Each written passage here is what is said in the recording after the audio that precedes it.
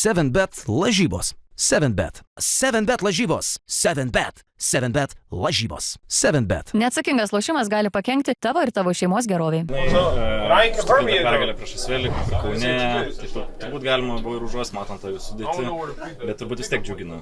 Nežinau, ar čia galim kažką užuosti Eurolygoje, kaip kiekvienas rungtynės atrodo vienas kitas žaidėjas iškritęs, bet tos komandos ateina mažiau nuspėjamos ir pasidaro dar sudėtingesnės tos rungtynės kartais. Šiandien ta pirmo pusė gal nebuvo kiek lengva, pradėjom rungtynės gerai, paskui leidom jiems sugrįžti. Šiek tiek galbūt nesusitvarkėm gynybai, bet antroje pusėje vaizdas buvo jau kitoks visai ir smagu, kad pabėgom, smagu, kad galėjom kažkiek ir parotuoti žaidėjus ir pasisaugoti. Aišku, neskaitant Edgaro tos tokios nelaimingos pabaigos, bet gal ir išvengsim kažko rimtesnio, matysim patyrimą, bet šiaip jau smagu, kad tas rungtynių galas buvo kontroliuojamas. Kokiu galbūt pirmoje pusėje tu Asvelis rado šiaurę kalbantis? Jo, tai pradžiai keitėmės ginamaisiais ir tikrai ta gynyba mums veikia gerai, paskui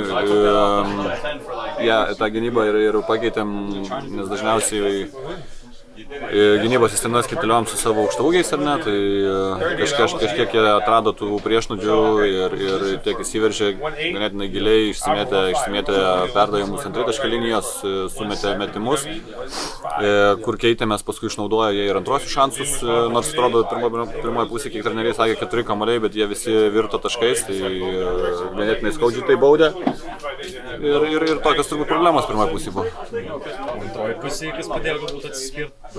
Gynyba. Tai patys matėt, kai išėjom, agresyvumas geras pagalbos iš visų, geros rotacijos ir paskui atsiveria lengvi taškai, greitas puolimas, persvara ganėtinai greitai perlaužiam, sakykime, tenai 20 taškų pasidarė.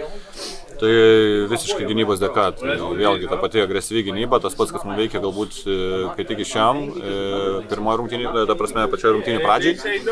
Tai su pačia sistema perlaužėm ir antroji pusė. Ta trečia kėlinį Papuošežalas su savo Vindimu, buvęs dėjimų konkursų dalyvis, kaip vertintum gerai? Aišku, gerai.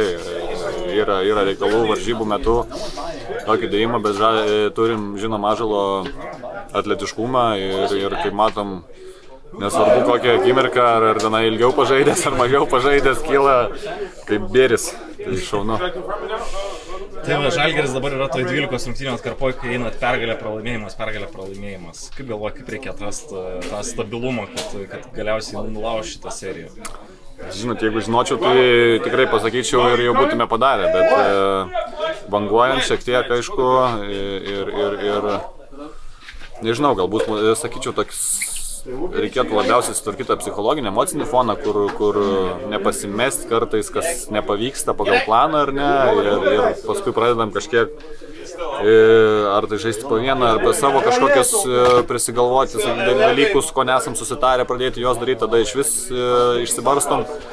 Tai reikėtų stengtis kiek įmanoma turbūt išlikti kartu ir nesvarbu, kad tenai kažkokia prastesnė atkarpa, bet žinom, ko treneris nori iš mūsų ir turim tą planą vykdyti, nepaisant to, ar tai yra būtent tuo metu veikiantis, sakykime, sėkmingai ar ne, nes tik taip atrasim pastovumą savo veiksmuose, vykdydami rungtynių planą. Šiandien sugebėjote parotuoti kažkiek, nes po trečio kėlinio ta persvara jau buvo, o Milanas žaidžia su Realu ir ten mačiau artimas grajus. Tai ar groja kažkiek tas, kad po 2 dienų žaisit ir esat šiek tiek parotavę, o varžovai galbūt nebus tokie šviežus? Nežinau, vėlgi kažkaip, aš manau, kiek jau esam tų 2 savaičių turėję, kartais atrodo, gali sakyti, kad žaidžia, kartais nežaidžia, ateina, žiūrėk, komandos, kur mažiau rotavusios, visi žaidėjai kažkokiam ritme atrodo ir tada ir tų jėgų užtenka, jeigu emocija pagauna, tai svarbiausia, aš manau, vis tiek nežiūrėti tai, ar mes čia patausojam kažką, pataupėm, paskirstėm minutės, labai apgaulinga būtų tai žiūrėti ir tai, manau, nėra rodiklis.